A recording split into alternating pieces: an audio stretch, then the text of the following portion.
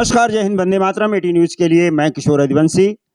एक मराठा समाज के अजीत दादा पवार गुट के एक ओबीसी के नेता, धनगर समाज के नेता बबन मदने जी हमारे साथ में हैं और महाराष्ट्र में कुछ ऐसे मुद्दे चल रहे हैं, हाल ही में कुछ ऐसी घटनाएं हुई हैं जिनको लेकर के हम इनका विचार जानने की यहाँ पर कोशिश करेंगे।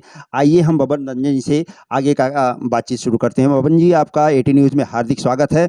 सबसे पहले तो ये बताइए कि मराठा आंदोलन जो चल रहा है उसमें ओबीसी समाज भी आ रहा है और उस ओबीसी समाज के हिस्से में भी मराठा लोग जो है आरक्षण की मांग कर रहे हैं। इस पर आपका क्या कहना है? देखिए, आज मराठा समाज का महाराष्ट्र में आंदोलन चल रहा है। देखो, मराठा समाज को कभी भी ओबीसी समाज ने या ओबीसी के नेताओं ने कभी भी उनको आरक्षण को लेकर विरोध नहीं किया है। उनका जो आरक्षण है उनको सपोर्ट ही किया है, उनको आरक्षण मिलना चाहिए। लेकिन जिस तरह से वो ओबीसी में आरक्षण की मांग कर रहे हैं, तो वो उस मांग को लेकर ओबीसी का और ओबीसी के नेताओं का सभी का विरोध है। क्योंकि देखो, आज ओबीसी समाज में 376 से ज़्यादा जातियाँ आती है और बहुत छोटे छोटे ऐसे वर्ग हैं, उनको आज तक ये जो ओबीसी आरक्षण का लाभ नहीं मिला है। और ये 376 जाति उसमें आती है। अगर उसमें मराठा समाज अगर आरक्षण मांगता है, तो वो जो 27% जो आरक्षण उनको मिला है ओबीसी में, तो उनके ऊपर अन्याय हो सकता है।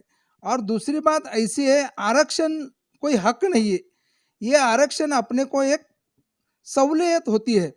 तो आरक्षण जो मांग रहे, उनकी जो मांग है, तो मांग को लेकर अगर देखने जाएंगे तो जो सामाजिक दृष्टि से जो मागास है, पिछड़े हैं, उनको ये आरक्षण दिया जाता है।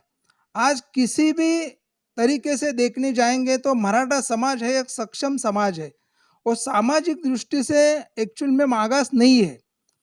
क्योंकि जो जो जिन जातियों को, जो समाज को जो मागास वर्ग करके ओबीसी में आरक्षण दिया है, उनके ऊपर अन्याय हुआ है, उनको सामाजिक दृष्टि से अन्याय हुआ है, उनको हीन दर्जे का काम करने को मिला है, निचले दर्जे की वागणूक उनको मिली है। इस तरह का अन्याय उनको पीढ़ी दर पीढ़ी होते आ रहा है।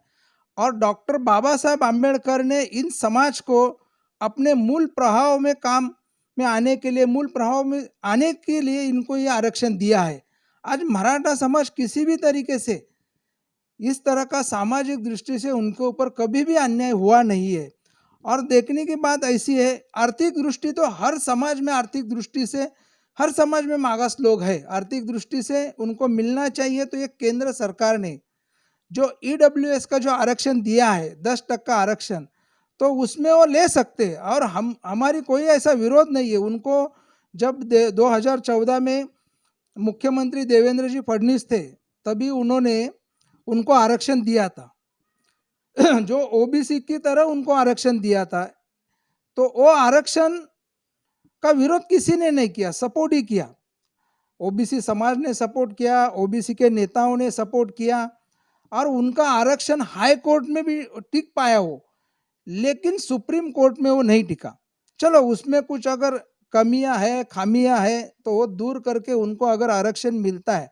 आज महाराष्ट्र में भी महायुति की सरकार है, देवेंद्र जी फडणवीस है, अजित दादा उप मुख्यमंत्री है, देवेंद्र जी फडणवीस उप मुख्यमंत्री है, एकनाथ शिंदे जी मुख्यमंत्री है और केंद्र में भी नरेंद्र मोदी जी की सरकार है। तो वहाँ सब कुछ करके अगर उनको आरक्षण मिलता है, तो ये जो अभी आरक्षण का जो मुद्दा चल रहा है, तो इसका सॉल्यूशन निकल सकता है।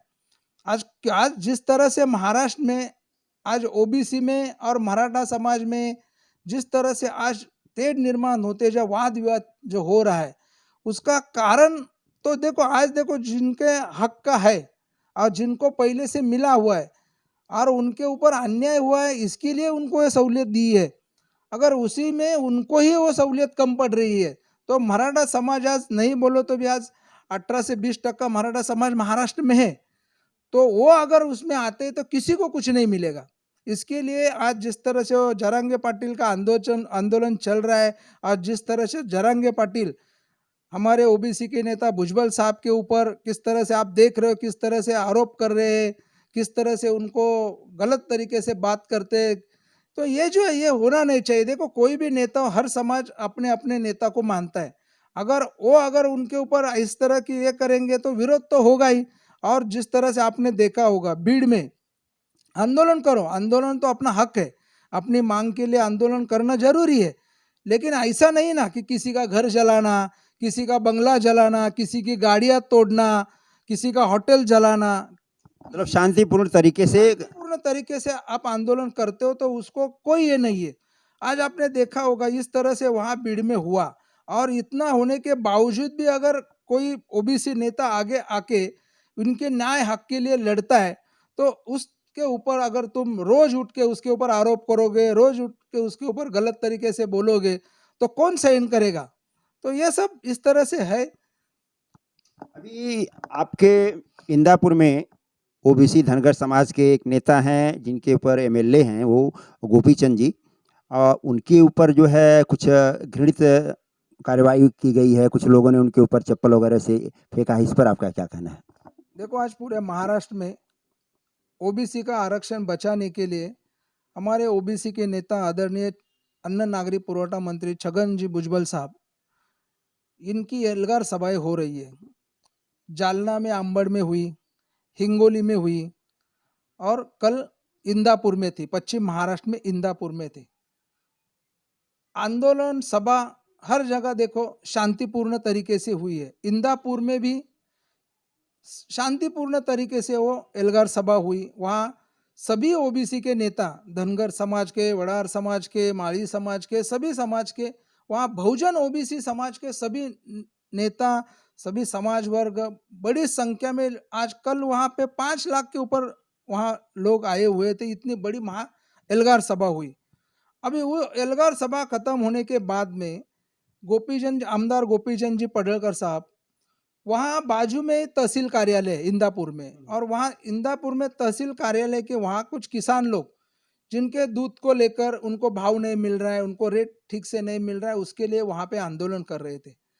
अभी हमारे नेताजी वहाँ पे उनको मिलने के लिए गए थे। वही बाजू में उनका भी कुछ मराठा समाजों का वहाँ पे कुछ आंदोलन, ये आरक्षण को लेके वहाँ आंदोलन चालू था। तो वो वहाँ नहीं, उनके स्टेज के वहाँ नहीं गए थे, वो तो किसानों के जो लोग बैठे थे वहाँ मिलने के लिए गए थे। आज वो सरकार में आमदार है तो उनको बुलाया, तो उनका जाने का फर्ज है, इसी के कारण वहाँ पे गए थे। और वहाँ जाने के बाद वहाँ पे जो मराठा समाज के वहाँ जो आंदोलन कर रहे थे, तो वहाँ से उनके ऊपर कुछ वहाँ के जो कार्यकर्ता थे, मैं तो बोलता हूँ उनको तो कार्यकर्ता बोल भी नहीं सकते, उन लोगों ने ऐसे चप्पल उनके ऊपर फेंक दी। तो इस तरह से अगर किसी के ऊपर इस तरह से, किसी नेता के ऊपर इस तरह से अटैक होगा तो कोई समाज ये नहीं करेगा। आज इंदापुर में धनगर समाज, इंदापुर हो, बारामती हो, दौंड हो, यहाँ पे बहुत बड़ी लोक संख्या धनगर समाज की है। और यहाँ अगर कोई धनगर नेता के ऊपर कोई अटैक करता है तो हम लोग भी धनगर है, हम वो सहन नहीं करेंगे। आज उनको जवाब दिया जाएगा। लेकिन देखो शांतिपूर्ण तरीके से सब नेताओं ने समझाया और रुके, नहीं तो वो जिन लोगों ने चप्पल ये फेंके थे वहाँ पे, उनके बदन पे कपड़े भी नहीं रहते थे, ये हालत उनकी होती थी। लेकिन हम लोगों ने, सभी नेताओं ने, सभी ने शांतिपूर्ण तरीके से समझा है। अगर इस तरह का कोई भी इस तरह का हमला करता है तो उसका जवाब तो दिया जाएगा फिर। तो आप क्या मानते हैं कि ये दो समाज में आपसी वैमनस्य का, आपसी फूट का और आपसी झगड़ा लगाने का जो काम किसी के द्वारा किया जा रहा है? नहीं देखो, झगड़ा लगाने का वगैरह काम किया जा रहा है वगैरह, मैं ये सब नहीं बोल सकता हूँ। सभी जन अपने अपने हक की लड़ाई लड़ रहे, लेकिन आज राज्यकर्ताओं को भी समझना चाहिए।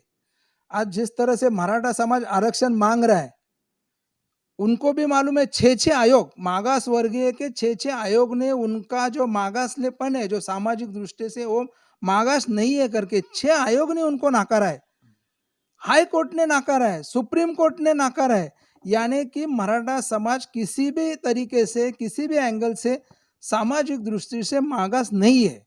तो क्या ये समाज को या सरकार को या न्यायपालिका को दबाने का मराठा समाज द्वारा प्रयास किया जा रहा है? देखो आज जिस तरह से वो जरांगे पाटिल के माध्यम से जिस तरह से मांग की जा रही है, और जिस तरह से सभी कुनबी देखो कुणबी समाज जो है वो अलग है, मराठा समाज अलग है, ये तो मानना ही पड़ेगा, नहीं तो सभी मराठा को पहले ही आरक्षण दिया जाता था। कुणबी अलग है, कुणबी ओबीसी में है ना, लेकिन आज इनका जिस तरह से बोलते हैं ना कि घुसखोरी बोलो तो भी चलेगा।